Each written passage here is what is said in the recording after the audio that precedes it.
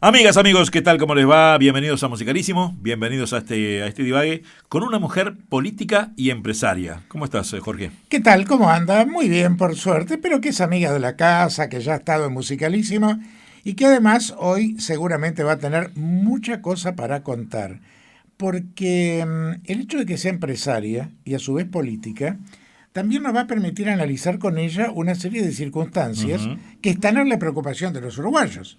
Por ejemplo, el tema salarios, por ejemplo, el tema trabajo, pero en fin, principio aquí eran las cosas. ¿Cómo se define Lourdes Rapalín a sí misma? Se pone frente al espejo y dice, yo soy... Bueno, primero que nada los quiero saludar, muchas gracias por la invitación y un saludo muy grande a quienes están escuchando el divague en este momento.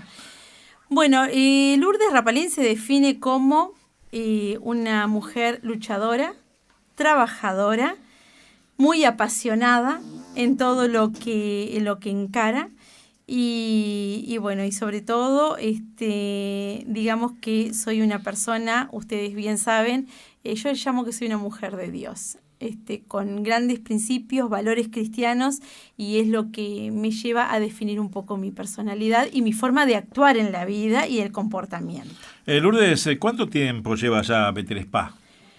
Y vamos para los 13 años. ¿13 años ya? 13 años. ¿Cómo surge la idea y cómo es ese ímpetu que tú tenés? ¿Es un bien familiar? ¿Es una tradición eso de ser luchador? Y yo creo que sí, que un poquito viene de familia y otro poquito viene de haber caído muchas veces, de estar prácticamente solo en la vida y agarrar fuerzas de donde fuera y tener que levantarme, tener que competir conmigo misma y poder demostrarme que nunca me iba a ver enfrentada a una situación en la cual no pudiera salir. Entonces decía, no, hay que seguir adelante y todos los días motivándome en seguir. Y sobre todo cuando descubrís que a veces uno se vive quejando tanto en la vida que no tengo esto, no tengo lo otro, pero cuando abrís los ojos cada mañana y te das cuenta que recibís el regalo más maravilloso que puede recibir cualquier ser humano y no hiciste nada para ganarlo, que es el derecho a vivir. Entonces, creo que eso es lo que te hace a llevar a tratar de dar lo mejor y meterle pasión a todo. Lourdes, montevideana. Montevideana. ¿Nacida en?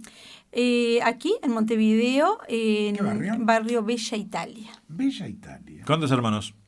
Y unos cuantos hermanos, tengo hermanos por parte de mi mamá, por parte de mi papá, y tengo un hermano del matrimonio. ¿Tu familia se compone por la más directa? Mi marido y mi hijo. ¿Tienes un hijo de cuántos? 18 años recién cumplidos. Qué Mirá, bueno. va a votar a mamá entonces ahora en ¿En la próxima elección? En las próximas elecciones. Y Ya va a esperemos tener- que sí, ya va a tener 21 años. aunque es criado en una familia donde él tiene su total libertad, pero bueno, yo Pero es aspiro pero- a convencerlo a él. Si lo convenzo a él, puedo convencer Pero a digo, otro. sigue con la línea política, le interesa la política, o mira lo de mamá con, bueno, como que está bueno por mamá, pero no es lo mío. No veo que no lo atrae. A la edad de él yo ya militaba, me encantaba. A él no le atrae la política. Cuando hablamos muchos temas, que por ejemplo el tema que yo trato, que es bullying en este momento, y eso a él le gusta mucho y se interioriza porque aparte son trabajos que hace también en el liceo. Pero creo que si bien fue uno de los primeros en decir, sí, mamá, si querés seguir esto, querés volver a todo esto, nosotros te apoyamos, pero creo que la sociedad está tan agresiva últimamente y creo que él lo ha sufrido un poquito en carne propia, entonces es lo que lleva como que lo miro de costado. A propósito de esto, ¿te preocupa que la juventud esté tan indiferente con respecto a la política? Porque uno recuerda aquel enorme movimiento juvenil que hizo Wilson Ferreira Aldunate en el año 71, que luego repitiera el Frente Amplio, donde uno veía a los jóvenes con sus banderas en los comités de base militando, pero ahora como que uno le habla a un joven de política y no quieren saber nada. Sí, me preocupa mucho. Yo creo que la juventud hoy día está un poquito descreída de todo lo que es la política, pero me preocupa que no les interese y les debería interesar, como me preocupa que a gente mayor no le interese la política. cuando estamos hablando de que la política es la que define el hecho de que salgas a la calle, no seas robado, que salgas, el salario que puedas tener, el mantener tu puesto de trabajo, la educación tuya y la de tus hijos. Entonces, imagínate que no me sorprende que los jóvenes no se preocupan cuando hay tantos adultos que dicen, no, yo soy apolítico. Bien, entonces no te puedes quejar por lo que estás ganando. Yo soy apolítico. Bien, entonces no te quejes cuando vas al supermercado y ves los precios que hay y no te da el dinero para llegar a fin de mes. El tema, el día que la gente tome conciencia que la política marca lo que es tu vida personal también. El día a día, ¿no? El día a día, exacto. Creo que ahí deberían preocuparse un poco más. Entonces me dicen, a veces yo lo he escuchado, que dice, lo que pasa es que hay tantos políticos y para ver las cosas que hacen prefiero no estar. Y bueno, pero vos podés empezar a ayudar a Ahora, cambiar Lourdes, también tu país. perdóname, ¿no crees que el sistema político ha hecho que la gente chica y mucha gente grande que nos está escuchando ahora descrean de los políticos? Claro que sí, estoy totalmente convencida de eso. Son, y porque yo no me considero política, yo soy una ciudadana más que me preocupo por la actividad política y porque si bien milité desde chica, a los 23, 24 años me retiré de la actividad política. ¿Por qué? Por eso mismo que le puede pasar a la gente hoy día, te desilusionás. El tema es que cuando esperás las cosas de las personas, de los seres humanos y no de un sistema, ahí es cuando surgen los errores. Pero también fue lo que hizo que hace 4 años, cuando tuve la propuesta de volver y encaminarme en el camino, o sea, volver al camino político, dije, bien, yo no estoy de acuerdo con nada de lo que está pasando, no estoy conforme. ¿Qué puedo hacer? Puedo dar mi granito de arena. Tengo la posibilidad y bueno, la política es el vehículo más lindo y más importante que hay para poder ayudar a la gente. Siempre y cuando lo tomes como lo es la política, tener vocación de servicio, estar al servicio de la sociedad y al servicio, bueno, de quienes hoy día le pagan un sueldo a cualquier persona, no solamente política, a todas las personas que están en la actividad pública, porque es una de las cosas importantes que tienen que ver, que el sueldo en la actividad pública lo pagan la mayoría de los privados y lo pagan los trabajadores. No es que viene dinero del cielo y vamos a pagar. No, todo, la luz, todo lo que gastan, todo lo pagamos nosotros.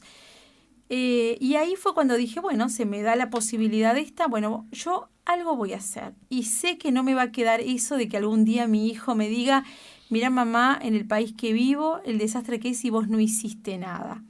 Yo no sé si lo puedo cambiar, pero puedo poner mi granito de arena y salir de la zona de confort. Dejar de quejarme y decir, algo voy a hacer, o al menos voy a intentar hacer. Al principio quiero las cosas, porque tú cuando decís, me retiré de la política a los 23 años, y entonces, ¿cuándo comenzó tu vocación política? Y a los 16 ¿Cómo fue tu primera años, militancia y por qué? A los 16 años, mi padre era un gran militante del Partido Nacional. Y bueno, y a los 16 años, yo tenía 16 años en ese momento. Él empezó a militar mucho con Martín Sturla y bueno, y yo estaba en todo eso de que creía que podía cambiar el mundo. Que en aquel momento, hagamos un paréntesis, surgía como una figura fulgurante de la película política, un hombre joven, talentoso, que lamentablemente vio frustrada su vida, ¿no? Sí, exacto. Y bueno, y era de las que me creía como... Digo, estamos hablando que hace 20 años atrás, tener 16 años no es como los 16 años que tienen los chicos hoy día. Pero estaba segura y convencida de que podía cambiar el mundo. Y me apasionaba. Y empezaba a ver y me encantaba todo eso. Soy de la época de las pegatinas con el famoso engrudo, aquel que se hacía y salíamos a hacer pegatinas en la noche y bueno, y tener charlas y enseñanzas. Ya después entrando a facultad, en ese momento estábamos hablando de que en el año 84 fue cuando entró la democracia a nuestro país. Y esto que te estoy diciendo fue en el año 87. Entonces venía de todo un movimiento que había pasado todo lo que fue la transición de la dictadura a la democracia en la cual todos en el liceo, yo en ese momento iba en el Liceo La Curva, el Liceo 37, y hablábamos de todo ese cambio y era una esperanza y algo que bueno, los que fuimos criados en dictadura estábamos deseando que llegara la democracia, poder tener ese derecho al voto, poder elegir. Entonces todo eso creo que se fue gestando en el corazón mío y bueno, y cuando empezó mi padre a militar para Luis Lacalle Herrera en ese momento, me gustó.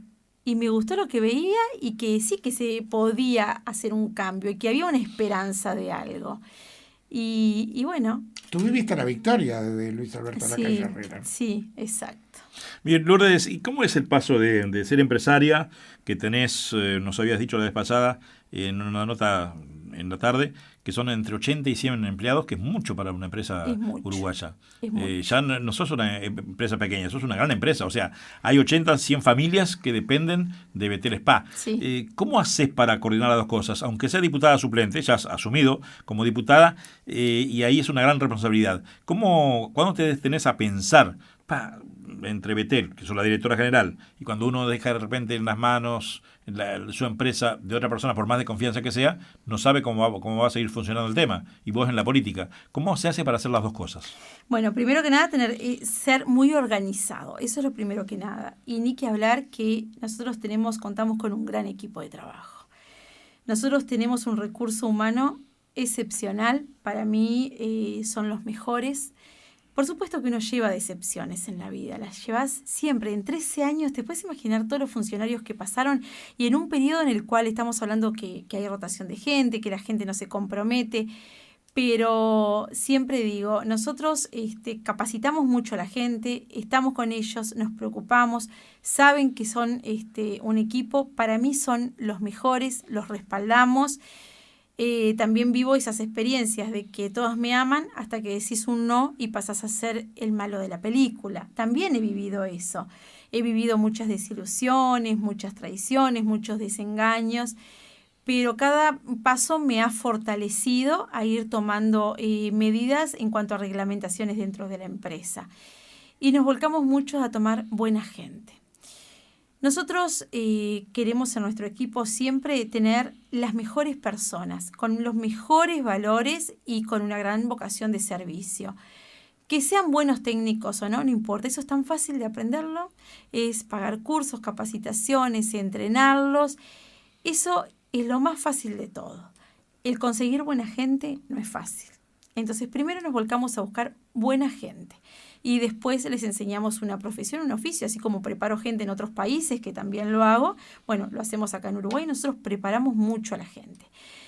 Y si bien está delegado mucho trabajo, está todo supervisado. No te olvides que yo arranco una jornada a las 6:30 de la mañana, a las 7. Yo te iba a preguntar, ¿cómo es un día y tuyo? Son las 11, las 12 de la noche y sigo trabajando. ¿Por qué? Porque el trabajo dentro de Betel es un trabajo muy artesanal. Perdóname, Lourdes, que te interrumpa, pero hay tanta gente en el interior escuchando y en el exterior, orientar en una radio con mucha potencia.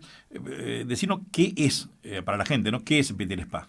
Betel Spa es un centro de cuidado de estética personal, cuidado de salud, pero nosotros el eslogan nuestro es cuerpo, alma y espíritu en un solo lugar, porque a veces nosotros tuvimos que imponer lo que era spa urbano en Uruguay porque no existía el concepto hace 13 años atrás. Nos dio mucho trabajo, mucho estudio, educar a la gente, enseñar. Y si bien alguien lo ve como algo muy frívolo el ir a un spa, cuidar tu estética, no es tan así, porque ahí descubrís mucha gente que tiene la necesidad de que a veces puede ir por un tema estético, pero ese tema estético viene por algo interior que está mal y tratamos de volcarlos a que logren amarse, quererse y respetarse. Y después el resultado estético es una consecuencia, se va dando solito. Y cuando uno empieza, decís, bien, lo más grandioso que tengo es mi cuerpo porque es mi templo, lo tengo que cuidar. Porque siempre digo, cuida tu cuerpo, es el único lugar donde vas a vivir toda tu vida. Es el único lugar seguro que vas a estar siempre. De casa te vas a mudar de un lado al otro, de tu cuerpo no te vas a mudar. Estás siempre ahí, entonces lo tenés que cuidar. Y en la medida que vas ganando en calidad de vida, vas ganando en años, vas ganando en tu estado de ánimo, en tus ganas de querer hacer cosas. Entonces, ir a un spa no es solamente decir, me cuido, estoy bárbara, estoy divina y ya está. No, va mucho más profundo. A veces el poder sentirse bien con uno mismo parte de decir, bueno, quiero cambiar el aspecto físico. Y a partir de ahí empieza... O sea que de alguna manera estamos hablando de una terapia integral. Terapia integral, exacto. Nosotros logramos que en Betel las personas se sientan felices. Y cuando se sienten felices, porque están viendo resultados estéticos... O sea que están integradas al sistema. Están integradas. Es otra casa para ellos. Exacto, ese es nuestro objetivo, que Betel sea la segunda casa. ¿Cómo nace el nombre, Lourdes? ¿Cómo? ¿Cómo nace el nombre de Betel? Spa?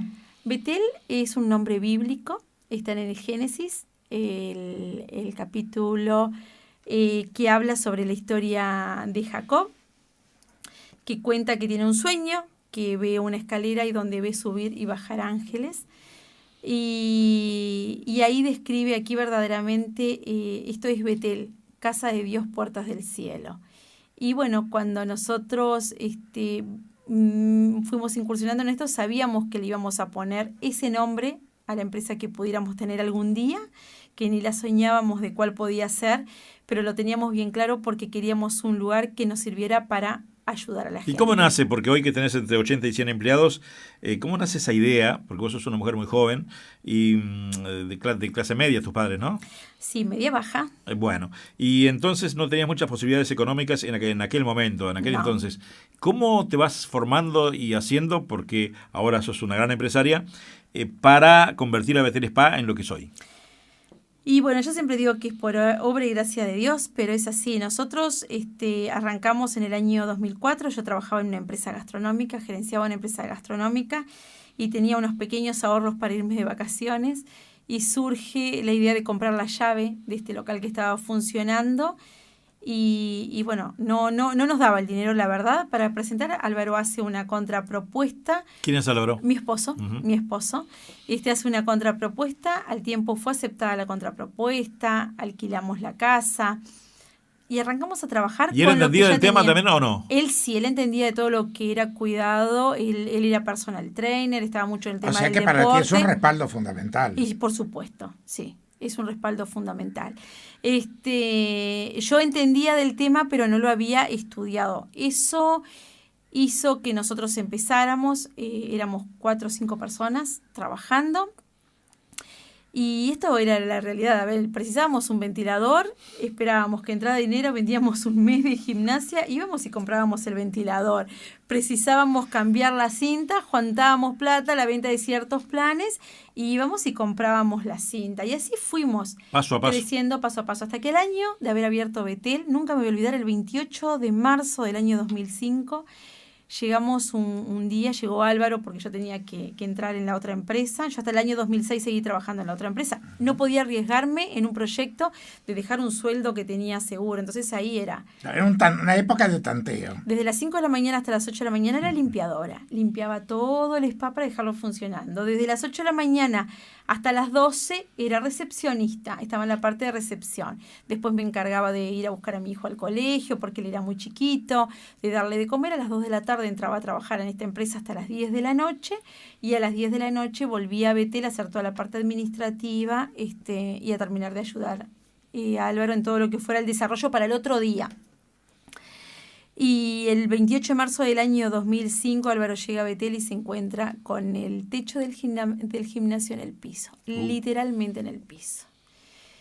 Y bueno, me voy hasta la empresa, nos encontramos con esa realidad y ¿qué hacemos? Y Sandra, que es una de nuestras manos derechas, que hasta el día de hoy sigue trabajando con nosotros, dice, ¿qué hacemos, Lourdes? Si nos pondremos de rodilla y pedirle a Dios que nos ayude, porque la verdad que plata para levantar esto no la tenemos. Entonces ahí me quedaban dos. O nos poníamos a llorar en un rincón y decir, ¿por qué me pasa a mí? O empezar a crear. Y bueno, y los profesores nos dieron una gran mano en ese momento. Ellos se las ingeniaron para dar clases en plaza, en esto, en lo otro, porque había gente que estaba vigente con su cuota mensual. Corrimos los vencimientos y digo, bueno, ¿y si empezamos a vender planes anuales y planes grandes? y empezamos a ver y contarle a la gente de cuál es la idea de cómo reformar esto. A Álvaro se le ocurrió decir que el 11 de abril ya íbamos a estar funcionando. Yo me quería morir porque digo, ¿de dónde vamos a sacar el dinero y de dónde vamos a conseguir quien sin dinero nos haga todo esto? Pero bueno, siempre hay amigos ahí en la vuelta que conseguimos un buen galponero y empezamos a crear la venta de planes anuales. La cosa es que la gente nos respaldó, vinieron, nos apoyaron, compraban planes de 1 y de 2 años, apostaron a nosotros, confiaron en nosotros. ¿Ese cambio a qué lo atribuís? ¿A que ya la gente comentaba lo que era Betel Spa? Porque muchas veces la publicidad es importante, pero el boca a boca también. Sí, ahí era el boca a boca, porque nosotros no hacíamos publicidad, no teníamos dinero para hacer publicidad. Y era mucho el boca a boca. También me conocían a mí por la empresa donde yo trabajaba. La gente confió en nosotros y sobre todo confiaba porque nos veía que nosotros arrancábamos a primera hora, éramos los últimos en irnos y no te puede ir mal cuando vos trabajás. Jamás en la vida te puede ir mal.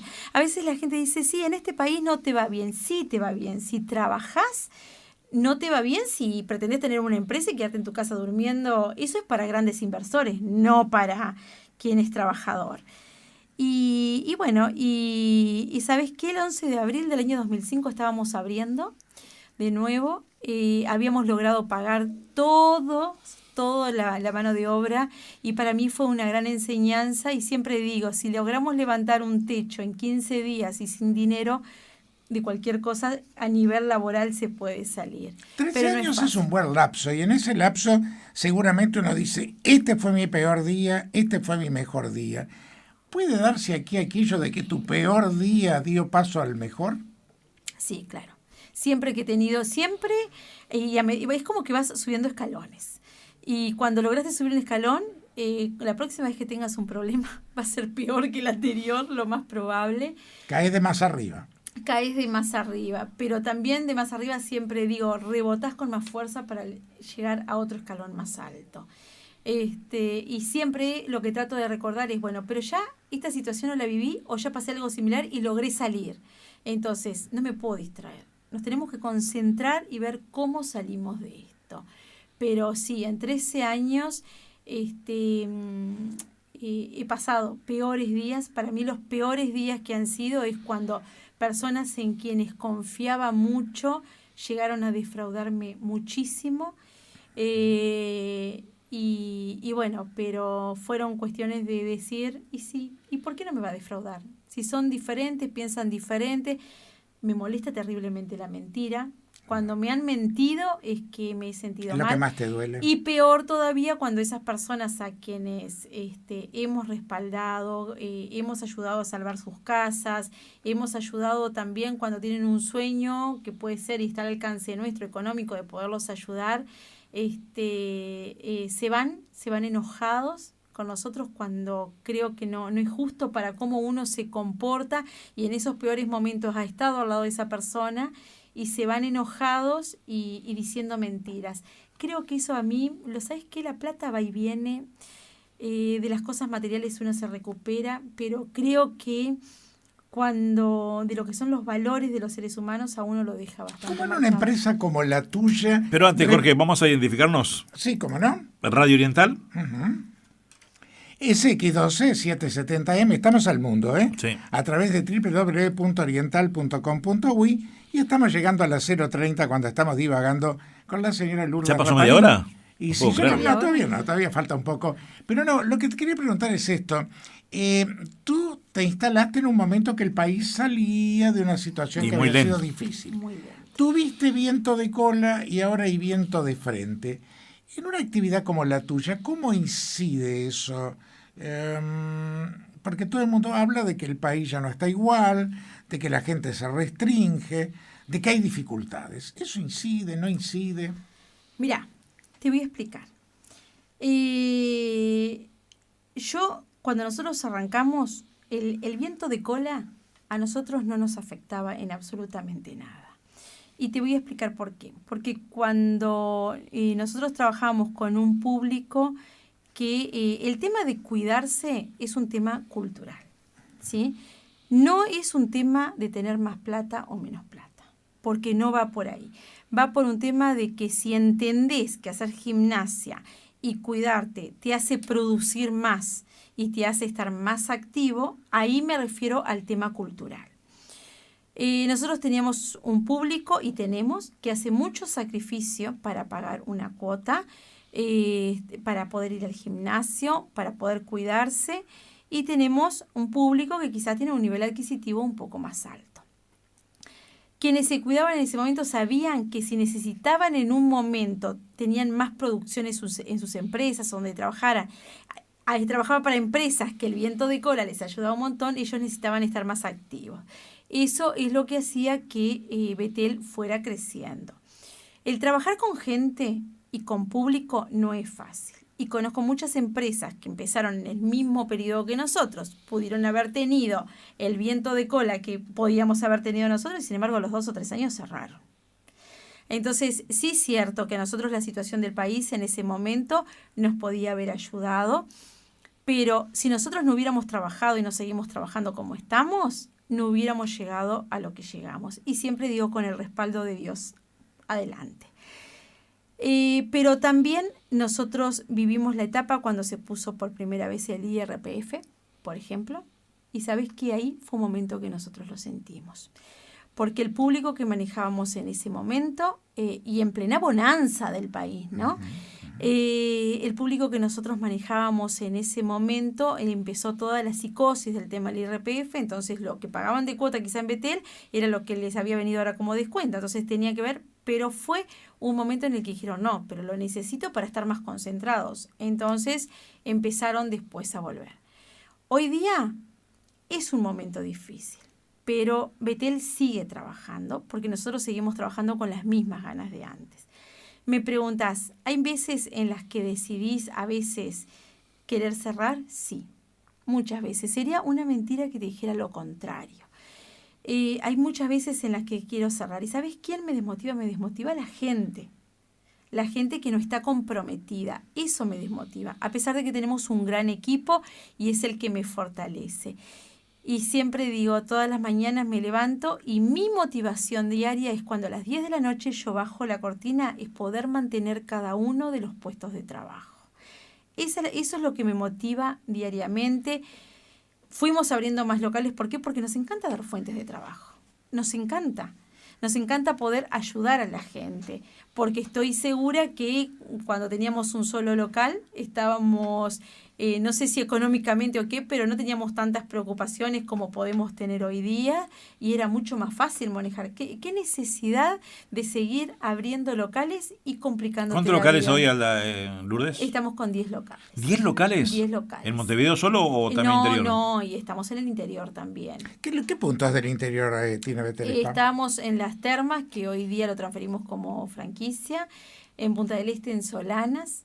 Y bueno, después estamos en Malvin, en Carrasco, en Pocitos. ¿Y cómo haces con Álvaro para dividirte entre los dos, que son los dueños, para dividirte más vos con la política ahora que quizás antes por ahí un domingo, sábado y domingo tenías libre? No, nunca lo tuvimos libre. Y entonces dedicabas a tu hijo, bueno, a tu esposo, salías a comer en familia, pero ahora te metiste en política y sabes que la política no da tregua. No da tregua, pero nosotros nos organizamos y sabemos que el estar unidos es la base de que todo funcione bien. Entonces, si está todo bien en la familia y estamos los tres unidos, todo funciona bien. Y bueno, y dividirnos, un día estar en un local, otro día estar en otro local. Álvaro puntualmente se encarga de ciertos locales, yo me encargo de otros, nos dividimos. Álvaro hace los entrenamientos personalizados en plataforma con PowerPlay y yo hago tratamientos. Entonces nos vamos dividiendo. ¿También dedicas un tiempo para vos en Spa? Cuando ahora tengo que estás con tanto trabajo. Cuando tengo tiempo y los clientes no necesitan algún horario que me pude haber reservado, sí hago algo, pero lo hago en periodos donde tengo que desarrollar diferentes tratamientos. Uh-huh. La única forma es, bueno, no puedo agarrar de conejito de India a un cliente. Entonces muchas veces trato hasta de dejar que mi cuerpo, algo que no se lo recomiendo a nadie, uh-huh, pero yo lo que pasa es que lo tengo que hacer por investigación pura. Trato de dejarme aumentar de peso y después probar para ir desarrollando las diferentes técnicas. Claro, pero eso es una prueba terapéutica. Que pasa por vos mismo. No es un capricho. pasa por mí misma. Siempre digo, no se lo recomiendo a nadie porque no es bueno estar subiendo y bajando de peso. Pero yo lo tengo que hacer si quiero dar el mejor servicio a los demás. Querida Lourdes, ahora vamos al tema de la política. Hoy sos suplente, pero seguramente, ¿cuántas veces ingresaste en ese tiempo? Y he ingresado unas cuantas veces, ya ni me acuerdo, pero unas cuantas veces he ingresado. Por Canelones ibas, ¿no? Por Canelones voy. Bien. ¿Por qué te decidís a acompañar a Luis Lacalle Pou? ¿Por qué me decidí acompañarlo cuando tenía el 4% de intención de votos? Porque lo considero realmente una muy buena persona. Claro, a veces, viste, que como que nos enmarcan y nos encajonan en ciertos lugares, ¿no? Pero mi padre había acompañado a su padre y le había ido muy bien. Y cuando lo conocí a Luis Lacalle Pou, la verdad es que me llevé una gran sorpresa de estar en un mano a mano. Digo, ahí es cuando puedes conocer realmente el corazón de las personas. Y si bien entendía, él es más joven que yo, yo entendía que él era muy joven, vi algo en él, vi algo y que teníamos en común en cuanto a manejar ciertos códigos y ciertos valores que dije, bueno, a este hombre hay que apoyar. Ser el hijo de tiene sus pros y sus contras. Sí. ¿Qué le ves de pro y qué le ves de contra? Tú que has estado tan cerca de Luis Lacalle y que además, a través de tu padre, estuviste en la victoria de Luis Lacalle Herrera. Sí. Creo que él ha tratado de desprenderse mucho de lo que es, de que lo relacionen tanto, aunque él se siente, me imagino que se debe de ser hijo de alguien que ha sido presidente y que ha sido un líder nato realmente. No estoy dentro de él y nunca se lo pregunté, pero me imagino que debe de ser cierto orgullo, porque uno se tiene que sentir orgulloso de los padres que tiene. Aparte una cosa muy particular, porque los dos gobiernos blancos anteriores habían sido colegiados. Sí. Lacalle Herrera fue presidente de la República. Presidente de la República, exacto. Y creo que a veces te puede marcar un poquito el ser hijo de para bien o para mal. Depende de cómo lo tomes y depende de que él sepa separar eso también y él demostrar que él es una persona con identidad propia. No es ni mejor ni peor, él es diferente. Es diferente. Y yo creo que la mayoría de las personas que hoy día están en políticas han sido hijos de. Digo, pero jamás podés encasillar a alguien por quien fue el padre. Está ese famoso dicho que dice, las culpas de los padres lo pagan los hijos, ¿no? Creo que la gente mayor a veces, mi papá siempre lo decía, y no es así. Como tampoco podés... Perdón, ¿papá sigue estando en el mundo? No. Si no, hoy se estaría orgulloso de la posición de la hija, ¿no? Creo que sí.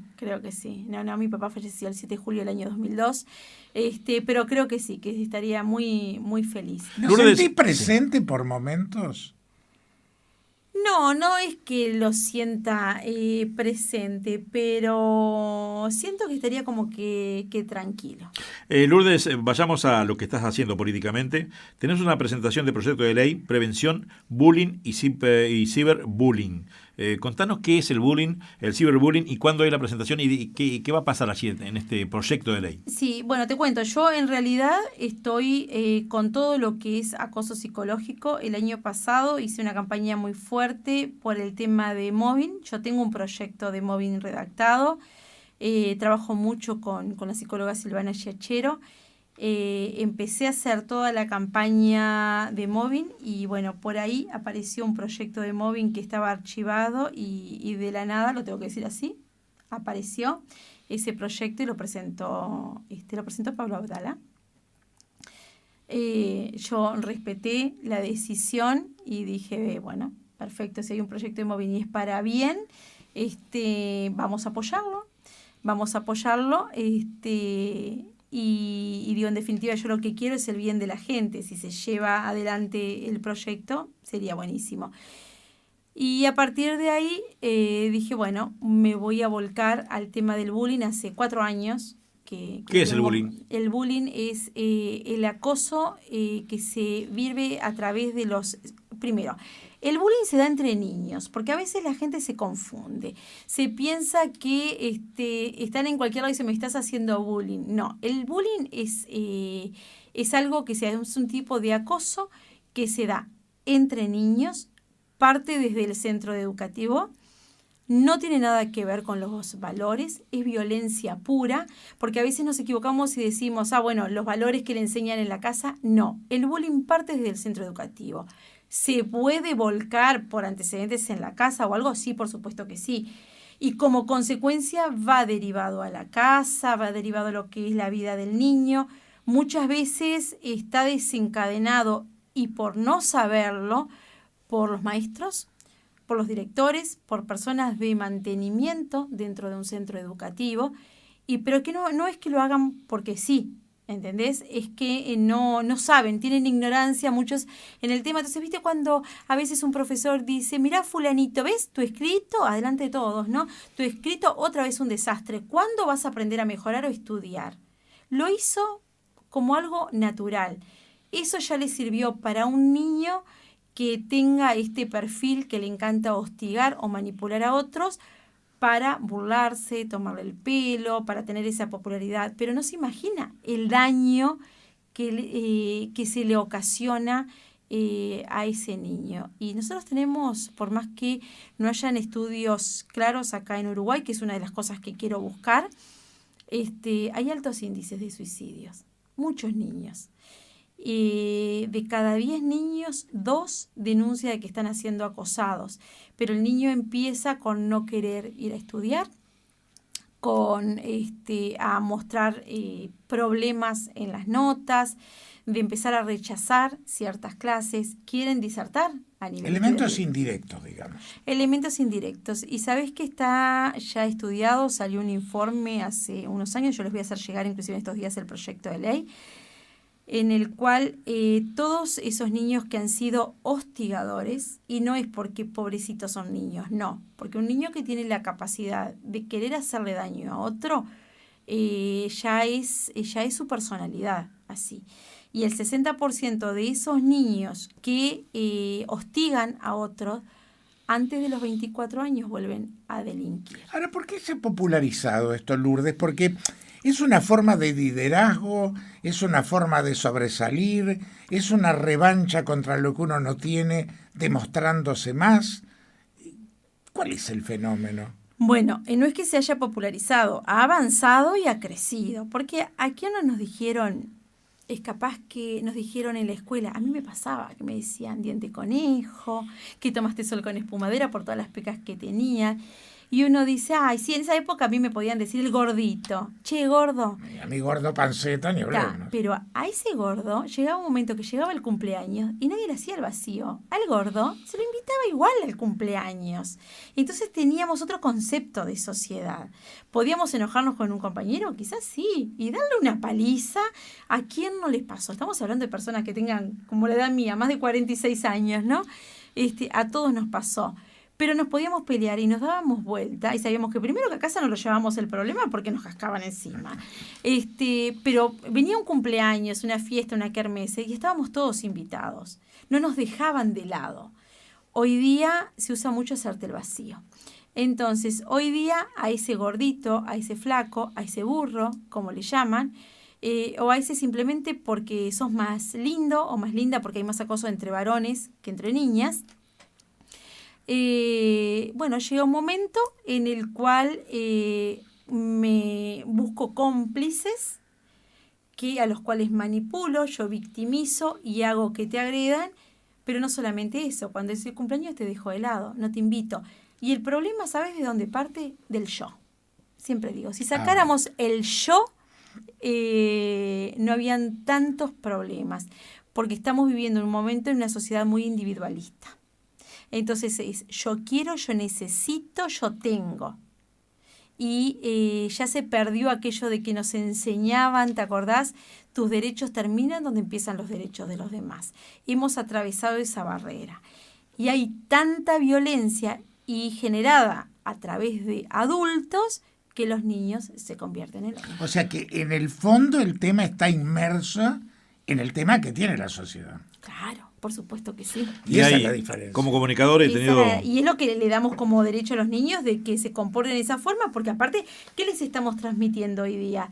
¿Esto está bien o está mal? Es como que estamos todo al revés, ¿no? Lo que está mal está bien, pero recordemos, no es un tema de valores, o sea que en la casa sí tenemos que trabajar mucho. Con el tema del bullying, puntualmente, y si queremos una ley, no nos podemos meter en la casa. Entonces tenemos que trabajar a través de los centros educativos. A mí me pasó de que mi hijo, siendo niño, tendría 3 o 4 años, él me enseñaba sobre los cuidados del medio ambiente, que a mí no me lo habían enseñado en la escuela ni en el liceo porque no existía todo eso. Claro. Entonces él me enseñaba de cómo había que cuidar. O sea, date cuenta todo lo que los niños nos pueden enseñar a los adultos. Por eso hay que trabajar a través de los centros educativos, enseñarle a los educadores, a las personas de mantenimiento y a través de ahí. Y los niños son una gran esperanza para nuestro país. O sea, tenemos que pasar unas generaciones. Pero si empezamos a trabajar en ellos a partir de ahora, podemos lograr un gran cambio.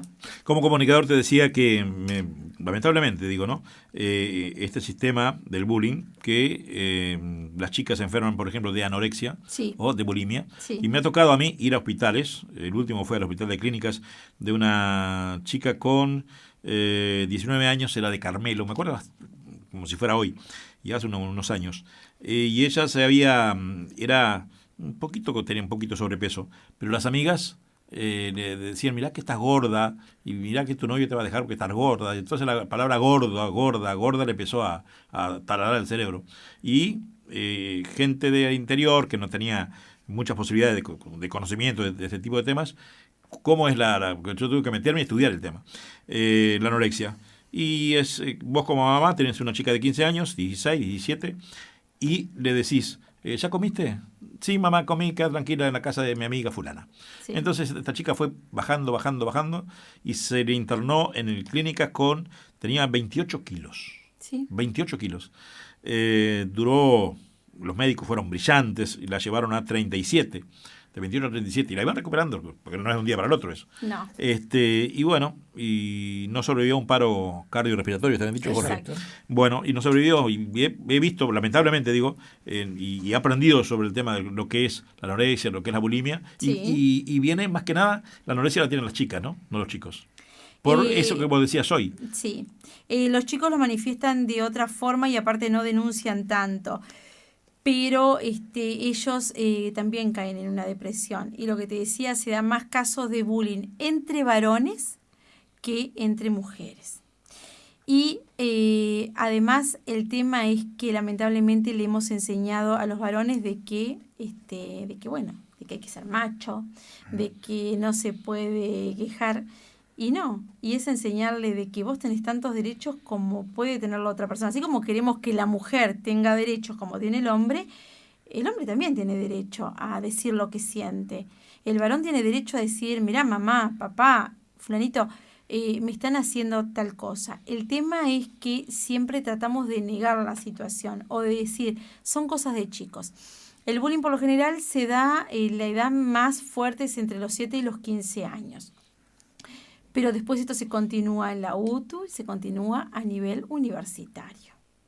Y mucho, porque pensamos que se da en todo el ciclo educativo, y no es que haya más o menos en clases sociales o en lugares privados, a clases sociales altas, a clases sociales bajas.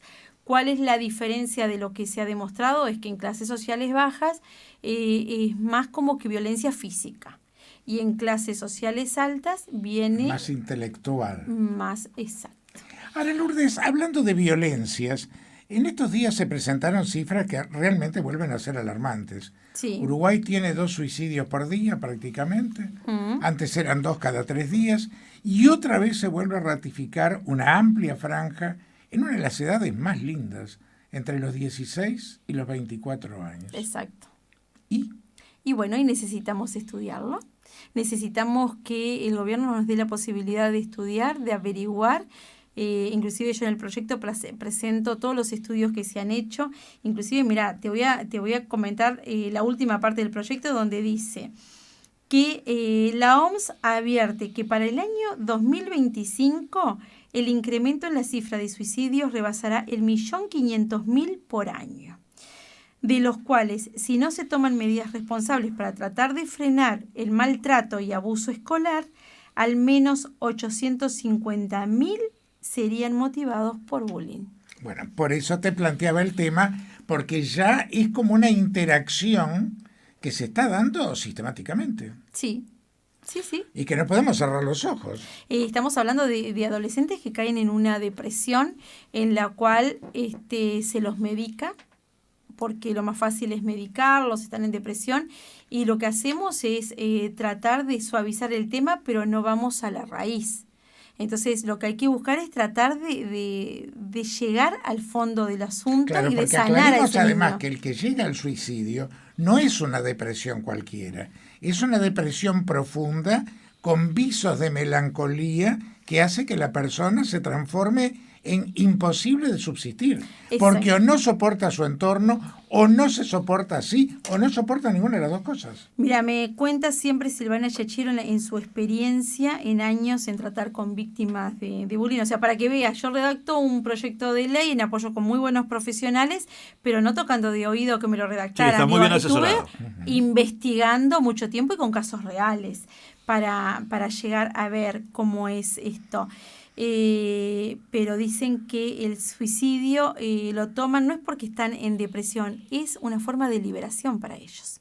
Llega un momento en el cual no soportan más y necesitan liberarse. Entonces, para liberarse, la mayor parte de las veces el índice de suicidio que se dan es que se tiran de las alturas. Es como que estuvieran al borde del precipicio en el cual ya no encuentran salida. Entonces, el paso es dar un paso hacia adelante.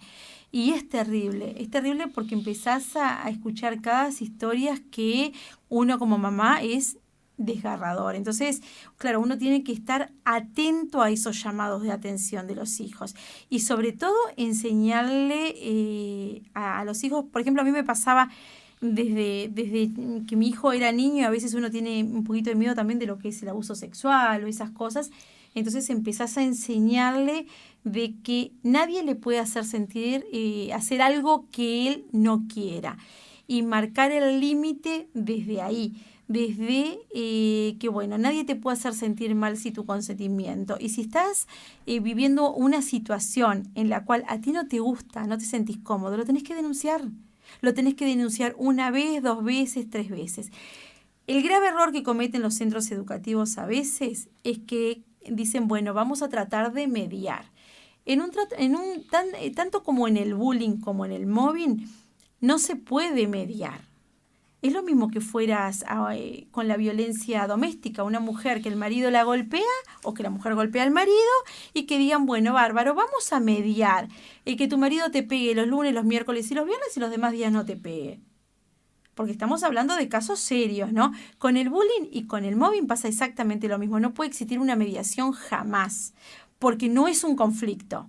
El bullying no es un conflicto. Conflicto tienen que haber 2 personas que intervienen en el tema. Acá es una persona con sus cómplices, porque necesita cómplices para sumarse a la situación, que están atacando a una persona. O sea, de la víctima no tiene ningún problema. El problema es del resto. El tema es que no lo tomamos con la seriedad que Para corresponde. quien nos escucha lo entienda bien, ¿qué diferencia hay entre mobbing y bullying? El mobbing es a nivel laboral. Lo sufren las personas, solamente se da en el ámbito laboral. El bullying parte desde el ámbito educativo y trae consecuencias como el mobbing a nivel de familia. Bueno, estamos hablando de todos los problemas que trae. Imagínate, por ejemplo, el bullying trae consecuencias a nivel familiar, porque muchas veces hasta lleva a la destrucción de una familia porque no pueden entender qué es lo que está pasando. O si imagínate si un chico se suicida, le llevan la culpa a uno, se pasa la culpa al otro y así se destruyen las familias. El aumento económico, gastos de medicación, médicos, psicólogos, terapias, todo lo que tengan que hacer para poder ayudar y no encuentran y no entienden cuál es la situación. El mobbing es lo mismo, la persona entra en depresión, empieza a certificarse, eso le trae problemas económicos, pero no solamente para la persona, para la empresa también, porque no es redituable tener en la empresa personas certificadas. Porque en el mobbing lo que pasa es que las personas que sufren de mobbing o son atacadas son las más capaces. Muchas veces pueden ser atacadas por mandos medios, porque, ven un peligro de algo o no quieren dejar crecer. se da a nivel horizontal, o sea, entre pares, y se está dando cada vez más a nivel ascendente, desde subordinados a jefes. Se está dando muchísimo eso. Lourdes Rapalini está con nosotros, señores, aquí en este divague de Musicalísimo. ¿Qué hora es, Jorge? Bueno, estamos a 10 minutos de la 1 de la mañana. Bien, contanos, este proyecto de ley es este 26 de julio. ¿Qué día cae el 26? El 26 de julio a las 9 de la mañana hago la presentación, conferencia de prensa. Es el martes próximo. El martes próximo. Es una invitación a la prensa y bueno, y por supuesto que a centros educativos o a personas que le interese el tema y quieran ir en antesala de Cámara de Representantes. No va a durar mucho, es una conferencia de prensa, o sea que va a ser algo de 40 a 45 minutos.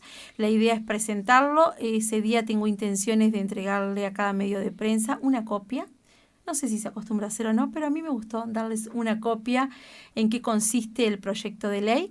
Y se presenta en el Parlamento entre el 9 y el 10 de agosto. Se entra a Cámara de Representantes como proyecto para bueno, ver cómo, de qué forma lo podemos impulsar. ¿Tenés ilusión de que los demás representantes del partido Frente Amplista o Colorado o el otro partido el Partido Independiente respalden este proyecto y lo voten? Bueno, hasta ahora nunca nadie se preocupó por este tema, pero si estamos hablando también de temas de inseguridad que no se puede bajar, temas de altos problemas a nivel educativo, maestras que sufren violencia por parte de sus alumnos, todo lo que está pasando en el entorno y realmente se preocupan por la sociedad como dicen preocuparse, yo creo que al menos lo tendrían que leer y dar una oportunidad y llegar a una discusión, y discusión bien, ¿no? En el buen término. El tema del bullying no es un tema de partido político, o sea, no tiene color partidario, no es un tema de religión, no es que a una religión le pueda importar más que a otra, y tampoco es un tema de clase social. Entonces creo que es un tema que nos tendría que importar a todos. Y si realmente nos interesa la gente, la sociedad, y querer empezar a cambiar, bueno, a mí me gustaría que lo leyeran, que prestaran, y bueno, y por supuesto que totalmente abierto al diálogo. Además, para hacer todas las modificaciones. Hay dos ministerios que están muy implicados, que son el Ministerio de Salud Pública y el Ministerio de Educación y Cultura. Exacto. Porque el Ministerio de Salud Pública, eso te iba a preguntar. En este país ha hecho muy buenos estudios epidemiológicos, se ha combatido mucho lo que es la parte infecciosa, pero en este tipo de fenómenos, ¿tú no lo notás como al margen de la situación? Sí, yo me vuelco mucho, inclusive en el proyecto se menciona como regulador al Ministerio de Educación y Cultura. Y bueno, y voy a pedir sobre todo, estamos hablando de los derechos humanos y la Defensoría del Niño, ¿no? Entonces voy a pedir puntualmente que sea la Comisión de Derechos Humanos que se encargue del tema. Lourdes, ¿cómo te sentiste la primera vez que asumiste como diputada? ¿Dormiste la noche anterior bien? Porque era una ilusión y un sueño que vos tenías, que trabajaste para eso, y cuando recibís el llamado del partido, bueno, vas a entrar tal día que tenés que estar ahí a las 9 de la mañana, ya pronta, y por ahí te pasás todo el día. Sí, porque empezás a la hora que, sabés a la hora que empezás, no sabés a la hora que terminás. Y sentí que ese día estaba dando un gran paso, una gran responsabilidad. Entonces, porque ya no es, ¿ves?, una empresa que depende de mí y que yo la puedo regular a mi forma, sino que estás en un lugar donde alguien pone la esperanza en que puedas hacer algo. Entonces la responsabilidad era muy grande. Y sí, no, creo que ese día prácticamente no dormí, estaba muy nerviosa, pero mirá que me pasa en todas las cosas nuevas que entablo en la vida, en cada proyecto nuevo. Y cada vez que inclusive yo siempre cuento, digo, cada tratamiento hasta nuevo que empiezo con una clienta o algo, es como que fuera el primero. Paso la misma sensación, las manos me transpiran, me empieza a doler el estómago, empiezas a sentir ese malestar porque todo es una responsabilidad. Ahora, Lourdes, mucha gente se pregunta, ¿por qué en este país el tránsito parlamentario es tan lento? ¿Qué es lo que pasa? Yo también me lo pregunto. Y acotando lo que dice el doctor Marfetán, Te sentí con Neri Pinato en Carve. El otro día venía para la radio y soy muy amigo de Neri, somos muy amigos, y escucho el programa, que vos decías que tendría que haber más empresarios en la política. Sí, empresarios o ciudadanos comunes. Sí, siempre digo, un empresario o un ciudadano común en política es un político menos. Pero siempre respaldándonos en los políticos con experiencia. Si escuchaste el programa, yo lo decía, porque claro, él me preguntó, dice, ¿pero qué decís? ¿Y los que tienen experiencia no vale? Sí, claro que vale. Uh-huh. Por supuesto, porque hoy día a mí me pasa, yo para redactar el proyecto de ley me volqué en diputados, por ejemplo, que tienen mucha experiencia, me tuvieron que enseñar hasta cómo se debe presentar, cómo hay que redactarlo, cuáles son los pasos. Por supuesto que necesitas la experiencia. No se nace sabiendo. Por supuesto que no, pero todos en algún momento estuvieron por primera vez en el Parlamento y alguien los ayudó. Entonces, sí, lo que creo que es importante una renovación. Eso estoy totalmente convencida. Se necesitan aires nuevos, se necesita gente nueva. Y no estoy hablando de gente joven, porque yo no soy joven, yo tengo 46 años. Se necesita gente. Lo que está faltando a nuestro país es muy buena gestión. ¿Cuál es el secreto que podemos tener los empresarios? Quizá no sepamos tanto de política, pero para eso tenemos muy buenos asesores y tenemos mucha gente que está en política dispuesta a ayudar. Pero sabemos gestionar y sabemos formar muy buenos equipos de trabajo. Entonces, cuando queremos formar un equipo de trabajo, buscamos al mejor en cada área. En esto no incide el reparto político, porque eso de que el mejor va a ir a cada área, lo escuchamos con cada gobierno que asume, pero después viene el reparto de los votos y la colaboración de cada grupo. Sí, sí. Sí, yo no sé bien cómo funciona eso y qué criterio se utiliza para cada cargo que se da realmente. Te mentiría si te dijera cómo Acá hubo un funciona. momento que era ministro de Salud Pública un escribano, que era Dardo Ortiz. Sí. Y parece poco creíble que un escribano sea ministro de Salud Pública, o un economista como Folesker. Bueno, pero nosotros tuvimos un presidente que nunca había trabajado en su vida y que no tenía tampoco ningún estudio en la materia para ser presidente. Y así fue la presidencia. ¿Te referís a Mojica? Sí, exacto. Entonces, a veces las personas se les puede ir descubriendo, sí, justo Ministerio de Salud Pública, la persona que sea ministro de Salud Pública, por supuesto que tiene que conocer mucho del tema, ni que hablar. Y tener, aunque a veces, mira, por ejemplo, yo estoy en el área de la salud y siempre digo, no tengo un título médico para llevar adelante un spa. Eso me obliga a investigar, a estudiar, a prepararme y tratar de hacerlo mejor. ¿Y en qué me vuelco? En el asesoramiento de muchos médicos. A muchos médicos les pregunto y muchos médicos están dispuestos a ayudarme y no creerse los dueños de la verdad, y trato de darle mi razonamiento desde el otro lado y cómo actúa el cuerpo y cómo funciona y cómo tiene que ser y que el estado de ánimo, y están dispuestos, porque también me he encontrado con médicos de que bueno, que son los dueños de la verdad y ya está. Otra cosa que la gente critica es esto. ¿Cómo puede ser que algunos proyectos salgan tan rápidos que están mal redactados y después se planteen inconstitucionalidades? ¿Eso es una labor parlamentaria seria? No, yo creo que no. Yo creo que no. Hoy día yo creo que al haber una mayoría, primero que haber una mayoría parlamentaria, sea del partido que sea, ¿sí? No es bueno. No creo que sea bueno para nada, porque, por ejemplo, hace poco se planteó, el presidente de la Cámara de Representantes me pidió y me involucró con el tema de discapacidad. Les voy a poner un ejemplo. Yo no conozco nada de discapacidad, siempre lo digo, pero traté de buscar buenos equipos. Entonces dije, discapacidad, qué responsabilidad, porque no conozco nada del tema. Pero bueno, le dije al doctor Amarilla, voy a ver cómo te puedo ayudar.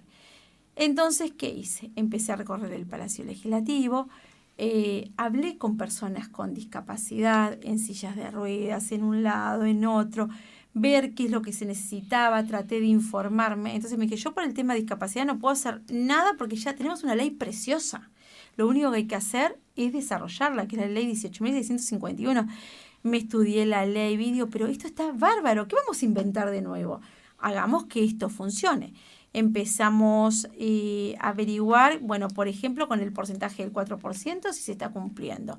Bien, empecemos por casa. En el Palacio Legislativo, ¿se está cumpliendo o no se está cumpliendo? Empecé a pedir los informes, que a veces, bueno, uno tiene que recurrir a que si demoran tanto en darte informes, bueno, voy yo misma y lo pregunto. El Palacio Legislativo, ¿es accesible? Y bueno, invito a Gabriela, que es una chica que trabaja en el Palacio, que está en silla de ruedas, y le digo, ¿dónde te gustaría ir? Y bueno, un lugar que me gustaría ir sería, por ejemplo, a Las Barras. Vamos. Dice, yo no puedo acceder a Las Barras. No tengo accesibilidad. Pero ¿cómo que no? La ley está desde el año 2010. Estamos en el año 2016. Dice, no, se ha avanzado mucho. Pero yo a Las Barras, si quisiera un día y ponerme ahí a protestar, no puedo hacerlo porque no accedo. Bueno, vamos. Fuimos, recorrimos y nos dimos cuenta qué había que hacer. Llamó a la parte de arquitectura. En 2 semanas se modificaron las barras, que el 17 de agosto, si Dios quiere, vamos a hacer el Día del Parlamento Inclusivo abierto a todas las discapacidades. Con guía turística, vamos a buscar el sistema de que todos se integren a colaborar, de que cómo puedan recorrer y conocer el palacio. Pero hoy día no va a haber una limitación. Digo, bien, en 6 años, desde que está la ley, a nadie se le ocurrió que una persona con silla de ruedas podía querer ir a Las Barras. No era tan difícil y el costo fue mínimo para poder hacerlo accesible. En eso fue uno de los casos, por ejemplo. Y ahí me fui dando cuenta de que lo que se necesita es personas que gestionen rápido. Tampoco se esperaban de que, por ejemplo, de que planteamos, hay que hacer esta obra, lo habláramos con la arquitecta, estamos funcionando, y que yo misma fuera a recorrer el palacio y ver, no es solamente decir. Entonces, a veces ¿estamos encima de los proyectos también? No estamos. ¿Estamos viendo qué pasa o es presentarlo y ya está? Creo que ¿ves por qué la mentalidad de un empresario es diferente? Porque un empresario arriesga todos los días.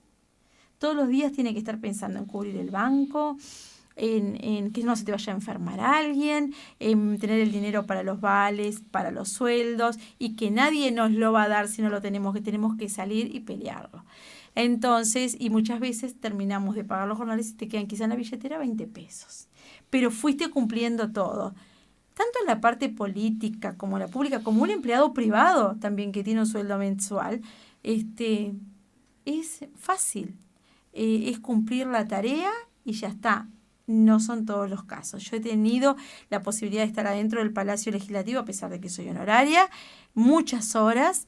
Me encanta lo que hago y estoy conociendo personas anónimas maravillosas, que trabajan y que hacen un trabajo maravilloso, y que para que muchos diputados o senadores hoy estén donde estén o cumplen con su tarea, dependen de todo ese equipo que está atrás. Y que, ¿sabes qué? Nadie los reconoce. ¿Cómo ves la política hoy, Lourdes? Ya hace 15 años de gobierno del Frente Amplio. ¿Vos crees que ahora, en 4 años, 4 años, sí, pueda cambiar la presidencia, venga el Partido Nacional? También te sentí decir el otro día que vos tenés mucha confianza que Lacalle Pou sea presidente. Sí. A pesar de que las últimas encuestas dan de que Tabaré tiene creo que un 34%.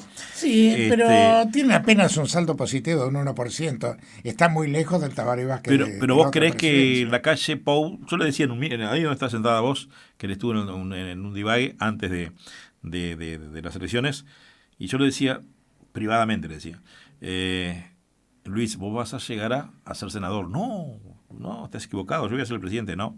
Y no te conviene ser el presidente ahora, porque vas a agarrar un país destruido, como lo agarró Tabaré Vázquez, que Tabaré no puede gobernar, y vos lo sabes mejor que yo eso, porque tiene la fuerza del MVP atrás, lo discutimos con Jorge siempre, es muy difícil. ¿Por qué vos crees que Lacalle Pou ahora puede ser presidenciable? Porque ahora está adquiriendo mucha experiencia, y en lo que él no se puede equivocar, y sé que no se va a equivocar, es en formar sus equipos de trabajo. Entonces, él está aprendiendo mucho. Él, te digo, dentro de 4 años no sé si el país lo va a encontrar mejor que el año pasado o peor. Esa es la realidad para cómo vienen las cosas, ¿no? A veces nos decimos, pero bueno, él tiene una vocación de servicio. él se desespera por el bien de la gente. Aunque hay mucha gente que lo ve desde afuera y no opina lo mismo. Pero cuando vos lográs conocer a la persona en un mano a mano, y él es una persona que realmente está entre la gente, cuando empezás a ver las necesidades de lo que está pasando y te sensibilizás con eso, ayuda mucho. Y aparte él es auténtico. Él es así como lo ves. Ahora, Lourdes, la semana pasada salieron a flote varias discrepancias entre los blancos. Y yo pensaba, para mí, un partido que está muy próximo a ser gobierno, quizás sí, quizás no. Los colorados apenas se llega a un 11%. Seguramente va a pasar, como decías vos, hoy una generación para que vuelvan los colorados al poder. Lo perdieron los colorados porque se peleaban entre sí, porque nunca le daban el apoyo al correligionario, dejaron de visitar a la gente, por eso los colorados y yo soy colorado, ojo, y yo como vos, suplente, pero nosotros hicimos las cosas mal, pero veo que los blancos, la calle Pou decía, no vamos a apoyar más al gobierno, porque cada que vamos a las reuniones, después no se hace nada. Sale al cruce Larrañaga diciendo que no es así. Una pelea entre los blancos. ¿Te parece bien eso? Bueno, complemento la pregunta de Abel. ¿Qué le falta al Partido Nacional para ser opción de gobierno? Porque todo el mundo criticaba a los colorados, pero ganaban los colorados. Todo el mundo critica al Frente, pero gana el Frente. Con los blancos se vivió mejor, pero no ratificó el gobierno. ¿Qué es lo que le falta al Partido Nacional para ser opción de gobierno? Estar más unido y terminar con esas chacritas personales. Por eso considero que el que si viniera una renovación, un cambio de todos, creo que sería totalmente diferente. Si el Partido Nacional estuviera, que inclusive que lo comenté ayer en el programa de Neri, el otro día en el programa de Neri Pinato, decía, por ejemplo, ¿qué logró el Frente Amplio? Que la gente votara al partido. Le preguntás a la gente en la calle cuáles son los diputados del Frente Amplio, te mencionan 3 o 4. ¿Y el resto? Sí, te mencionan 3 o 4. El resto son agregados. Aparte es un partido de partidos. Por más que lleve el rótulo de partido, sigue siendo una coalición. Sí, pero ¿viste lo grande de ellos? Ellos pueden saber que cometen errores, los ven, pero horrores también, ¿no? Horrores también, y se defienden. Y debe ser como hace uno a veces en casa o en la presa. Los trapitos se lavan en casa y para afuera está todo bien. Creo que ese es el gran error del Partido Nacional. No llegar, le falta comunicación. Y lo estoy viendo desde afuera, ¿no? Estoy viéndolo desde adentro. Si yo lo veo desde afuera, como lo ve Abel, ese mismo comentario, esa es la sensación que le queda a la gente. Si nosotros lográramos una gran cadena formada por fuertes eslabones, esa cadena no se rompería. El tema es que las cadenas se rompen por los eslabones más débiles. Y bueno, y esa es la debilidad quizá del Partido Nacional, de lo que veo, de lo que me comentan, como lo está comentando Abel en este momento. Ahora, Lourdes, ¿por qué vos creés que ha ganado en 15 años el Frente? ¿Y qué le falta al Partido Colorado, a nuestro partido, a tu partido, para asumir ahora? Si es que los colorados llegan a un 20%, que es muy difícil, hay que ser muy realista también, ¿no? Y ahora está Novik también solista, le digo a Novik, está solo, pero va a tener muchos votos seguramente del Partido Colorado. ¿Y por qué crees vos que esos votos que tenía el Frente, o que tiene el Frente, que fue presidencia del Frente por los préstamos de votos que hizo el Partido Colorado, más que nadie, y el Partido Nacional? Específicamente el vallismo, ¿no? Exactamente. ¿Por qué esos votos no vuelven a su casa y siguen en el Frente? Mira, lo que yo veo es que el Frente Amplio se ha encargado mucho de contar una historia del pasado, su propia historia. No sé si pueden compartirlo o no. Ojo, miren que yo no soy dueña de la verdad para nada, es una opinión. Lo que yo veo es que en jóvenes a mí a veces me cuentan historias que yo sé que no fueron así porque yo las viví. Yo, que tengo más años que vos también. Y que las viví y veo como que hasta libros de historia que Tergiversa que los pará, hechos. es la historia diferente a lo que yo viví. Entonces, ellos lo han hecho bien ese trabajo. Lo han hecho bien para ganar votos. Pero están empobreciendo cada vez más a nuestro país. Y eso es lo que tenemos que terminar. Y el tema es que nosotros no volcamos no contamos una mejor versión. O no salimos a decir, no señores, la historia de nuestro país no fue así. Esta es la historia, así es la historia, porque la historia no podés borrarla y volver a escribir una historia que no es cierta, aparte. Yo creo que esos votos no vuelven, lo que pasa es que ellos creo que tienen muchos votos de gente joven. De gente joven ¿Y tú que... no pensás justamente que estos gobiernos populistas, llamémosle así, se basan más que nada en un deterioro cultural, en gente que piensa poco? Exacto, y ahí está el Y que tema ese de la es el gran educación. negocio, ¿no? Ahí es el tema de la educación. Digo, mientras menos conozcas, menos me vas a discutir ¿A y ti más te me vas a parece que creer. puede haber una ministra de Desarrollo Social que diga que le repugna el término niní y que los niní no estudian porque trabajan mucho, lo que pasa es que trabajan en negro? Y se supone que los niníes porque ni estudian ni trabajan. Partimos de ahí. Entonces hay cosas que no, pero bueno, ellos se vuelcan a un público que se los va a creer, que se los va a decir, y que la verdad es que nosotros, y me refiero a toda la sociedad que vemos eso, habemos los que nos la jugamos y corremos grandes riesgos por jugárnosla. Imagínate, al tener una empresa más todavía, corres grandes riesgos, y están los que prefieren sentarse atrás de una computadora a criticar, a juzgar y a atacar.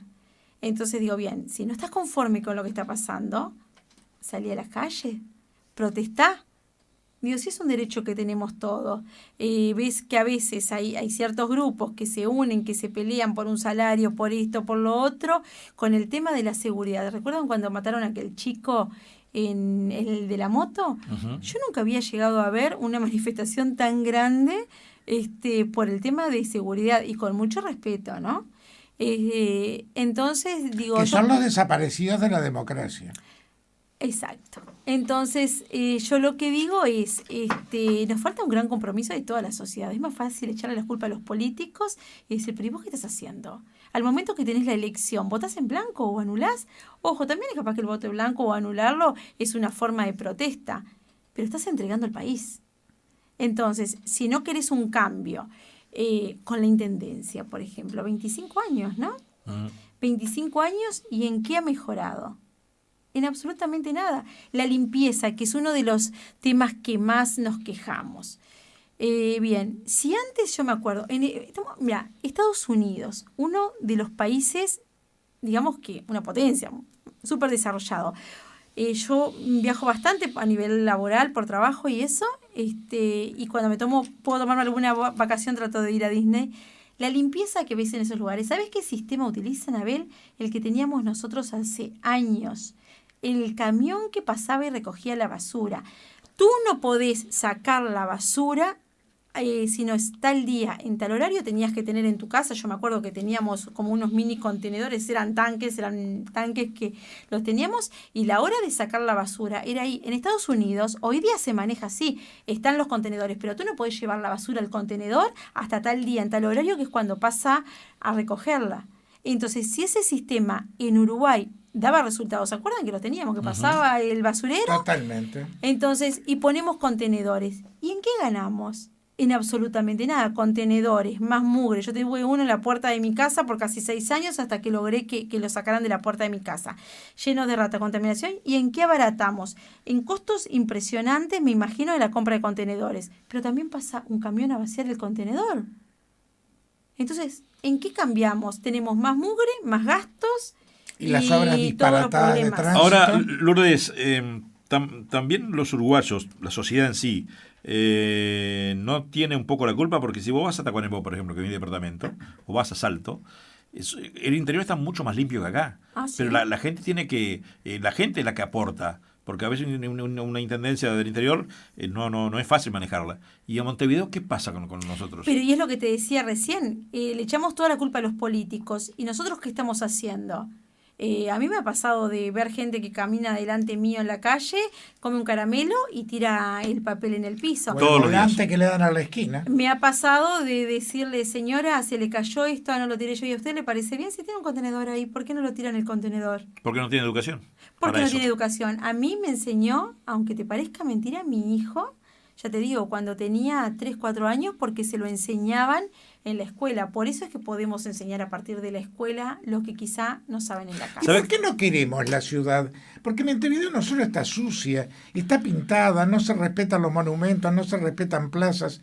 Es como que queremos destruirnos. ¿Qué pasa? El problema del yo, a mí me importa mi comodidad, no tener basura en mi casa, y me es más fácil, en vez de abrir un contenedor, tirarlo al lado del contenedor. Ese es el problema del yo. Mientras yo esté feliz, el otro... Y de la gente, no le creo, importa. Lourdes, porque yo lo he comentado muchas veces en el programa, ¿no? De que aprendí en Estados Unidos. A que yo era uno más de los que tiraba papeles, iba a los bailes y yo tomo mucha agua y la botella de plástico la tiraba por el auto así, Sí. en la carretera. Era uno de los tantos uruguayos así. Y un día voy a Estados Unidos, estaba en Los Ángeles, en el Campeonato Mundial, y bueno, me fui con mis compañeros y yo, hacía un calor de 40 grados, y compro una Pepsi en latita. Estaba bien rica esa Pepsi, bien fría, helada. Y en el patio de allí de un enorme supermercado que había, tiro la latita. Iban 3 personas. Y los tipos detuvieron su carrito y me miraron. No me dijeron nada, ¿eh? Me miraron. Y yo sentí una vergüenza. Una vergüenza ajena que agarré. Digo, ¿cómo la embarré? Agarré y había un depósito a 10 metros. Y entonces los tipos, ¿qué hicieron? Eran dos mujeres y un hombre hasta hoy, que eran, no eran familia, eran... me miraron, medio se sonrieron y se fueron. Con la vergüenza que quedé. Yo nunca más en Montevideo o en el interior, es que más... Voy por 18 de julio y si hay agarro y lo deposito en una... Yo era uno de los que no sabía. Tuve que aprenderla. Sí. Aprender la fuerza. Y lamentablemente lo aprendés pasando vergüenza, porque si vas a cualquiera de esos países y ves realmente, entonces el que desencaja sos tú. Entonces o encajás o bueno, vas a estar estigmatizado por la sociedad en ese lugar. Pero Ahora, nosotros no somos dentro así. de ese yoísmo que tú ves, ¿hacia dónde vamos entonces? Porque está bien lo de las chacras, cada uno defiende lo que tiene. Tú defendés tu negocio, pero una cosa es que lo defiendas, otra cosa es que aplastes. Exacto. Diferente.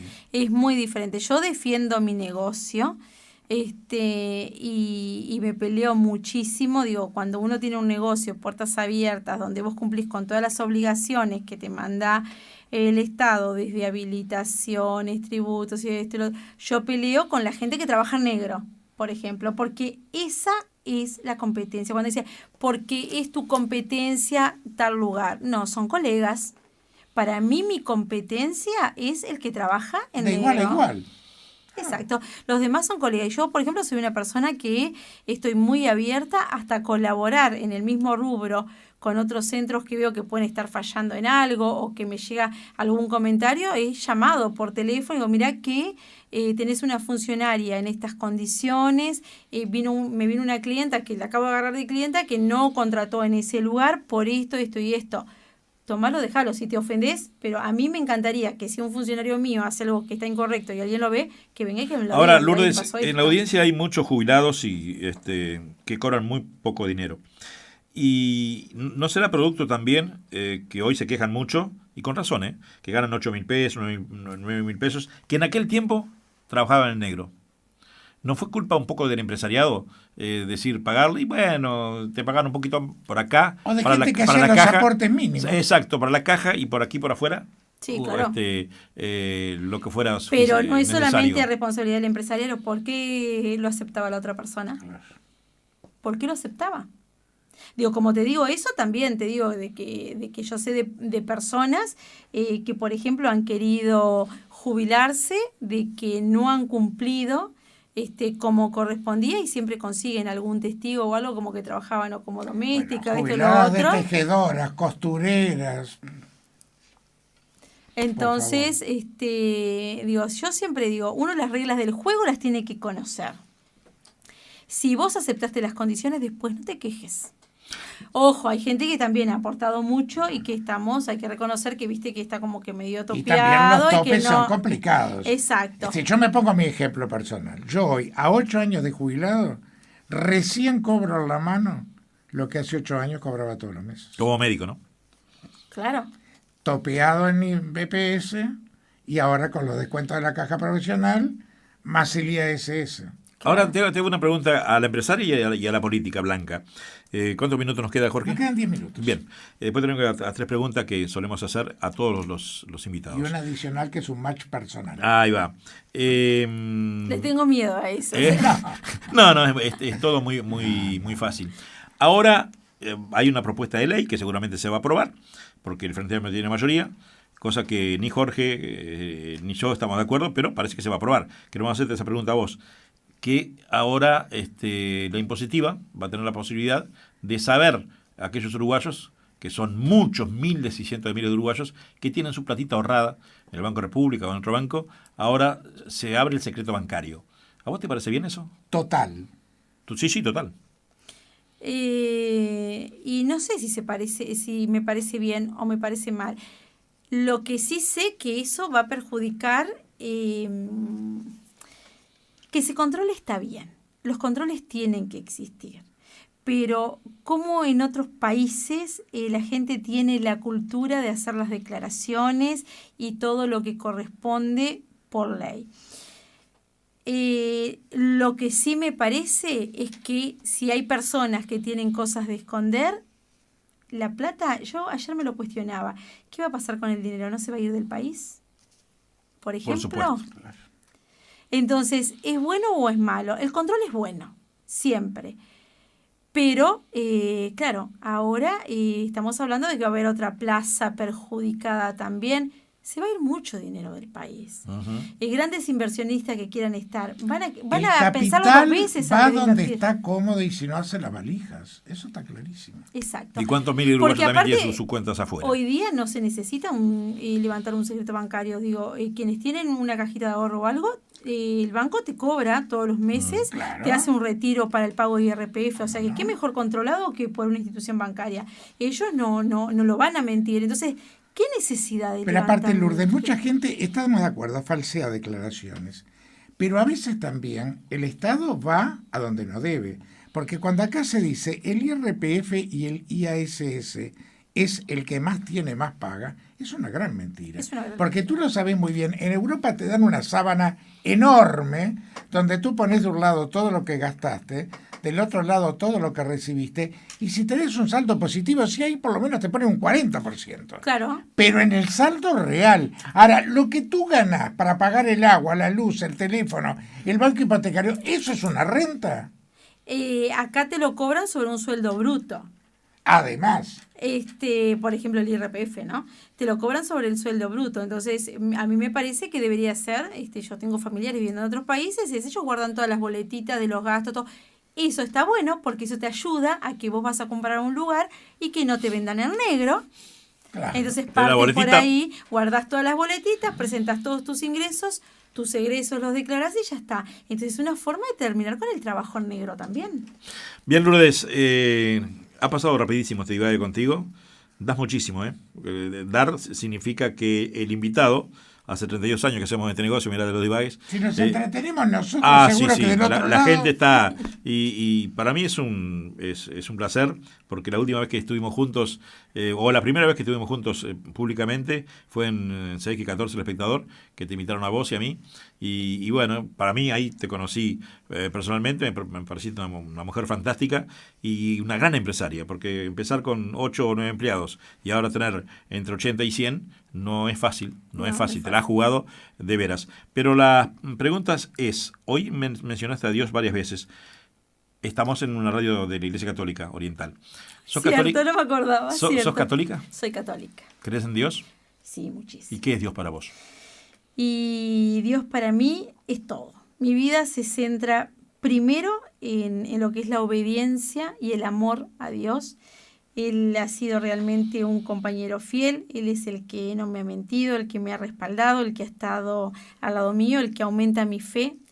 Gracias a mi fe en Él yo me sané de cáncer, logré perdonar. ¿Tuviste un cáncer? Sí, logré perdonar y pasé a convertirme realmente en una persona totalmente feliz, con los mismos problemas que puede tener cualquier persona todos los días, porque a veces alguien dice, ay, Lourdes Rapalín, directora de Betel Spa, se imaginan, hasta lo he escuchado, cada historia de mi vida. Alicia en el País de las Maravillas. Alicia en el País de las Maravillas, no, Lourdes Rapalín es una persona que trabaja a full y Dios es el único que me ha sido fiel, que no ha fallado y quien me ha enseñado a valorarme, a respetarme y sobre todo a entenderme a entender y ayudarme a descubrir una misión en mi vida.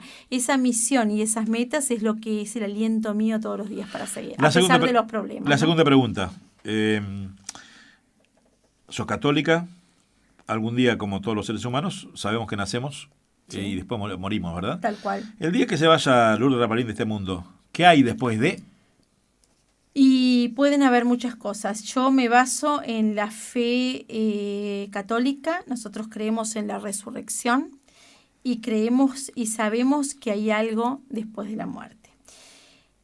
Para ganar esa resurrección necesitamos transitar un camino que es por y para los demás en cuanto a buenas obras y sobre todo en buen actuar, porque uno puede hacer buenas obras, donar esto, lo otro y ser de lo peor. Entonces, mi vida es una vida de integridad. Quienes me conocen de cerca, que nadie mejor que mi marido y mi hijo, saben que soy una persona totalmente íntegra. Quizá cuando muera, cuando parta, vea, porque mucha gente me lo ha cuestionado y personas ateas dicen, sí, y si no hay nada, y bueno, no me voy a enterar porque no hay nada. Pero si hay algo, como realmente lo he creído y lo creo, creo que hice todo y mi integridad me va a llevar a esa resurrección que esperamos las personas que la creemos. Pero bueno, eso es lo que me ha llevado también con los años a tener más fe y saber que nada está regalado, que hoy vivís y dentro de 2 minutos podés no estar. Como vine a la vida, de la vida me voy a ir. La plata va y viene, lo que queda es la huella que puedas haber dejado en ese camino y parte por la integridad como ser humano. La última. Hoy lunes, en la tarde, tipo 4:30 de la tarde, hay un cura que se llama en el programa Conversando con el Cura. Está el padre Fabián Rovere, que va a contestar tu pregunta. ¿Qué pregunta le harías al padre o a la Iglesia Católica? Bueno, es una pregunta muy difícil porque al conocer tanto lo que es el catecismo de la Iglesia Católica, conozco bastante cómo funciona, que no todos conocen la Iglesia y a veces se dedican a juzgarla. Pero a él puntualmente le preguntaría qué lleva a un sacerdote a tener esa vocación de sacerdote, ese amor por el prójimo y bueno, y le preguntaría lo que se preguntan, no yo, pero se preguntan muchas personas, es ¿por qué un sacerdote, por ejemplo, no se casa? Él mejor que nadie la va a contestar mejor de lo que la pueda contestar yo, porque es algo que a veces la gente no lo entiende y se lo cuestionan mucho desde afuera. Bien. La última pregunta. Señora Lourdes Rapalín, ¿usted cree en el destino? ¿O el destino solo hace uno? ¿Existe o no? No, el destino para mí no existe. Lo felicito, señor Gané. Usted ¿Por qué? Porque tenemos una disputa personal. Él cree en el destino, el doctor, médico.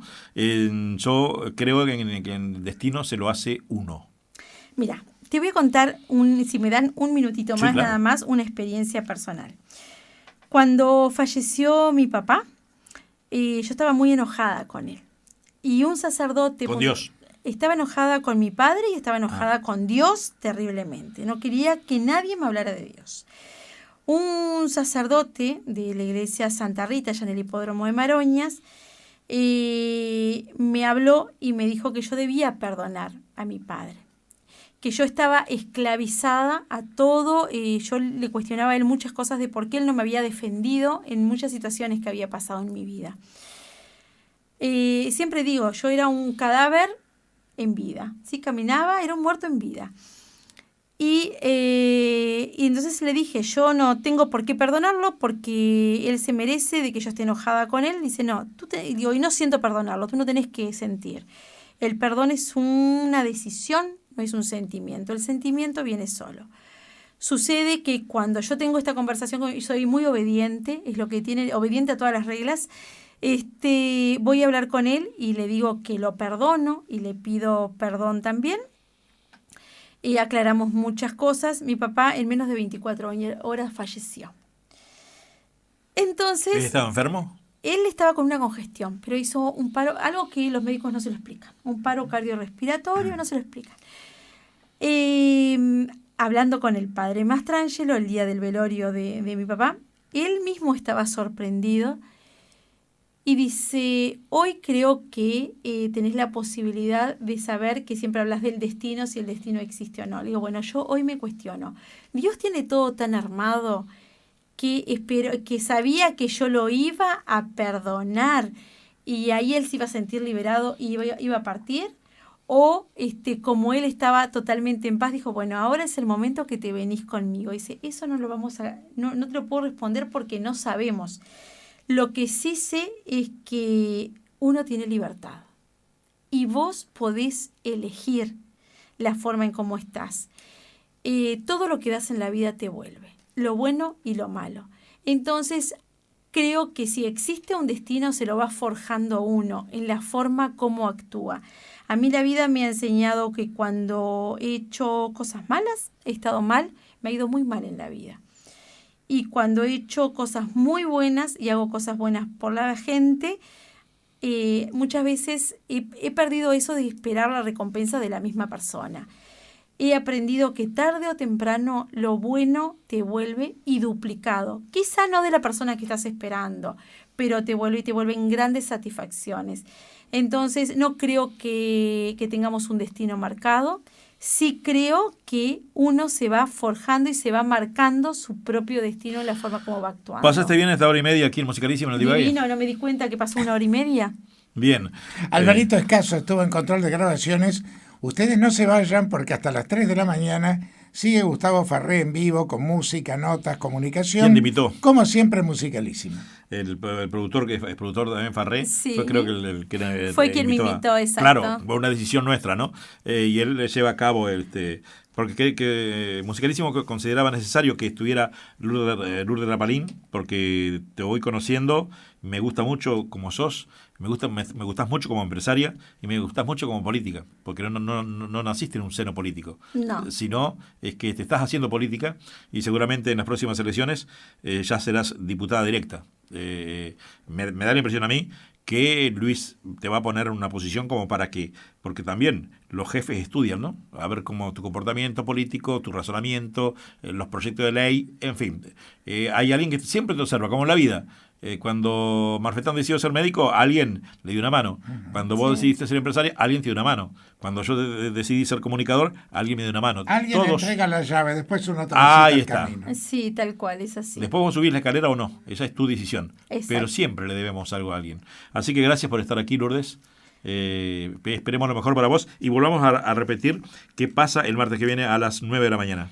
Bueno, muchas gracias a ustedes, un saludo grande a la audiencia y sí, martes 26 de julio a las 9 de la mañana en antesala de Cámara de Representantes.